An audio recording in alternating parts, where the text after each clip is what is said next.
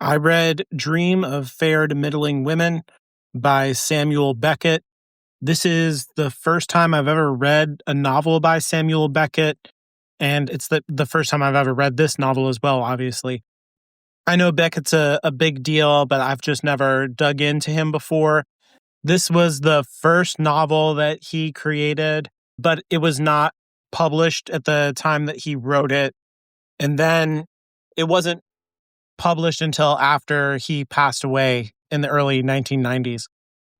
And I can see why. It's very experimental. It is not conventional at all. It feels very postmodern to me, but I don't know if that's a correct placement in terms of the way it's constructed. I'm not sure when postmodernism really hits novels. It's a metatextual, very self-aware in lots of different ways. It's also pretty offensive, or it has the character is very unlikable. The main character is named Belacqua, who I'm guessing is pulled from Dante, from the Purgito or Purgito. I don't know. I don't speak Italian, obviously. The middle part of the comedy. Belacqua's he's lazy. That's his thing.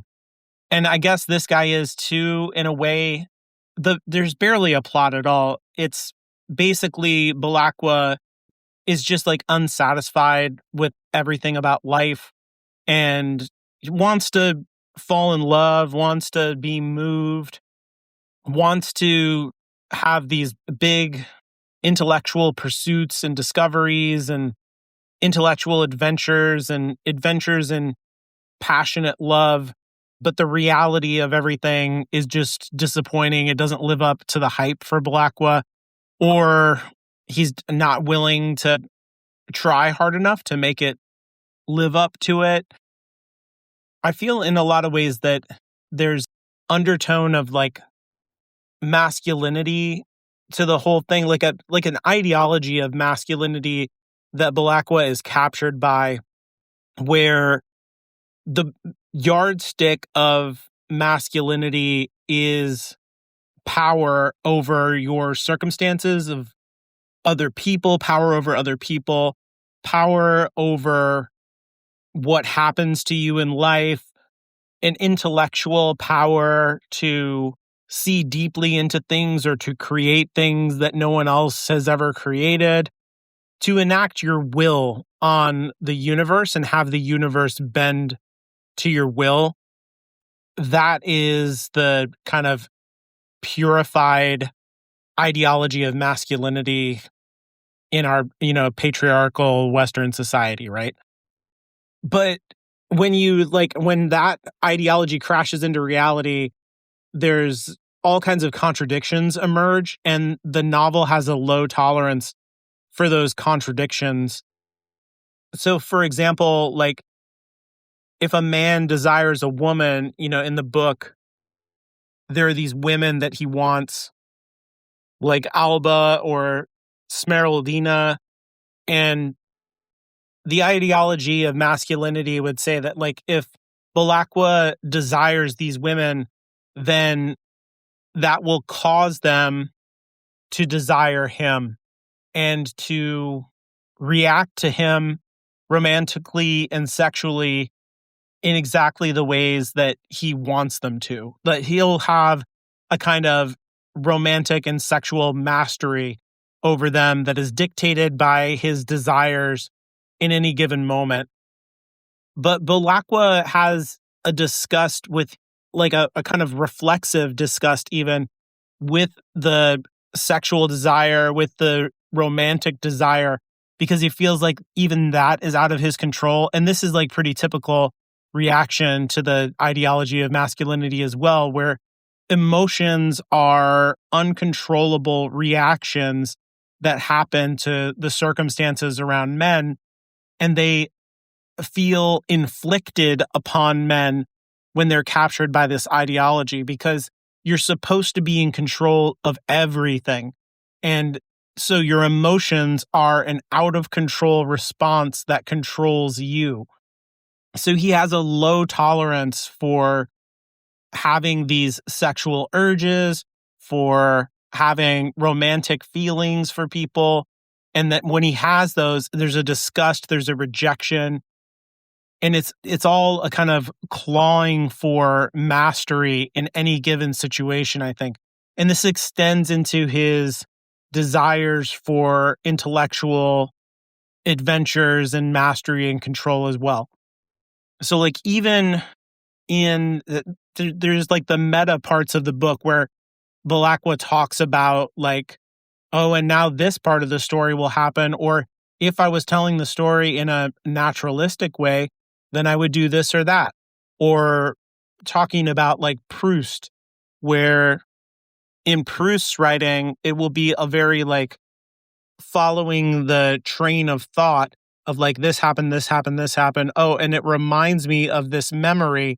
And then we just kind of wander into a memory that isn't necessarily like partitioned off as a special backstory piece or a flashback. It's just an interstitial insertion of memory that naturally kind of arises and then falls back. And it's something that takes the character over. And so Balakwa doesn't like that kind of thing, right? Because this abrogates his control over his own mind. So in the same way that desire for romance is an uncontrollable thing that arises in Balakwa, unbidden memories are something that arises in his mind and takes over his mind. And this is intolerable to him. And whenever he tries to assert control over either his romantic relationships or art and kind of fight against the structure that art demands or that writing demands that it has, like, okay, the novel has certain rules. Well, I'm not going to follow those rules because I determine my own path. I make my own way. I'm going to make the novel the way that I want to make it. Well, even in doing that, Balakwa recognizes that he is having a kind of self-reflexive reaction to his own unbidden thoughts and desires. And so, like, I guess what I mean is he like has an uncontrollable reaction to his uncontrollable reaction, and he even tries to tamp that down. And so that's why I think that there is so like experimental and meta and postmodern. It's like very aware of how novels are structured, how art is made, and then it responds to that as, no, I'm not going to make art the way that you're supposed to make art. Oh, but wait, that response to not making art the way you're supposed to make art is itself a response, and that's controlling me. So Balakwa is like pretty captured in a crisis of this moment of like recognizing the ideology of masculinity and becoming sophisticated enough to see like the double bind paradox that this ideology creates, but in no way transcends the paradox. And maybe that speaks to the choice in the name, of somebody who's in purgatory and is too lazy to do the work to get out, that he kind of can see the problem that he's having, that he's captured in this moment, and the weird agony of being dissatisfied and understanding the origin of your dissatisfaction, but not doing anything to like synthesize a new ideology and escape from it. But the character doesn't strike me as being very authentic either, like to himself. He's not trying to like figure out who he is or anything like that. He's very cynical about everything in life, including himself. He's very cynical about the women in his life. He's very cynical about art in general. And he approaches the project of the novel, which he both is in and seems to be making, perhaps, as a ironic, cynical project. Like he's putting a lot of distance between his role in the story and the story itself in a very self-aware, postmodern way. It's a really unusual book in its structure and its tone. Again, I can see why it would not be published. And I believe that Beckett himself did not want it to be published in his lifetime. And like I said, it was published posthumously. So I'm sure that people who were really into his work were excited to look at this, but I can see why he wasn't interested in putting it out there because in a lot of ways, it feels like someone who is really struggling with escaping from an immature view of masculine identity, an immature artistic place where you're just starting to try and figure out how do you, as an artist, approach structure? How do you find your own voice that isn't just a reaction to the voices that have grown you and influenced you? Like, on the one hand, you could become a parrot of the voices that brought you into your art, or you could just become a naysayer who just responds to them and says the opposite. But in both cases, you're not being your own artistic voice, if that makes sense. So it's a real adolescent kind of stage in an artist's development.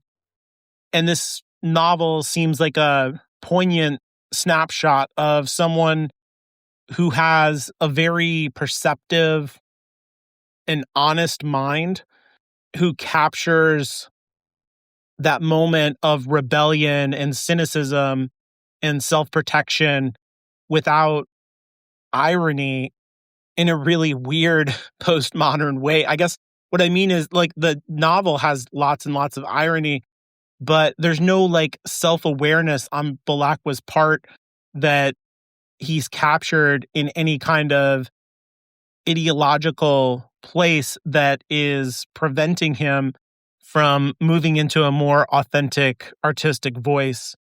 An authentic expression of his own being is what I'm saying. And so the novel is not like teaching a lesson about this moment or anything, or like saying like, oh yeah, here's the messy adolescent phase of intellectuality or artistry. But then, in the final chapter or blah, blah, blah, here's the catharsis and you start to come out of it and be your own person, blah, blah, blah, blah, blah. There's no reflexivity of it that way. There's no dovetailing into something more comfortable or mature. Instead, it like really captures what it is to be in that morass and to not get your way out. And I don't know that that's like a really great artistic choice. It certainly doesn't seem to be a smart commercial choice because it's not delivering very much to the audience. It's just like a really long tone piece in that way. But I'm sure that it was valuable for Beckett to produce this just to like work through it in a certain way. It feels very much like it was probably what he himself was going through. If not, exactly like in the events. I mean, I have no idea. I don't know anything about Beckett. So maybe it's all like very, very autobiographical. And it's like, yeah, that's exactly what happened. But artistically, emotionally, it feels like this was what was happening to him. And he wrote it down and turned it in. And people were like, okay, but this is not an ending. It's not much of a story. But it is a really well captured portrait of this kind of moment and feeling. And you can tell that like he must be really, really smart. There's a giftedness to him. So I'm not surprised that he went on to become someone really important in literature, given that this is like the starting point. I don't know how much I'll go back to this. It depends on, I guess, how much more Beckett I move into, but I've heard about him for years. I never really touched him, like I said, and this just came up into something that I could read for a very low cost. And so I just picked it up and gave it a shot. And it's interesting, even though it's like pretty distasteful and odd and weird, but that's okay. I like to read all kinds of stuff. So I'm sure I'll move on to something more conventional of Beckett's and not judge all of his work according to this extremely experimental thing that he did not want published in his lifetime. Like, it's not very fair to judge the guy according to this piece of work that was supposed to be a little bit of a curio and a capstone, even to the rest of everything that he produced. So I'll give Beckett another shot somewhere else and maybe come back to this.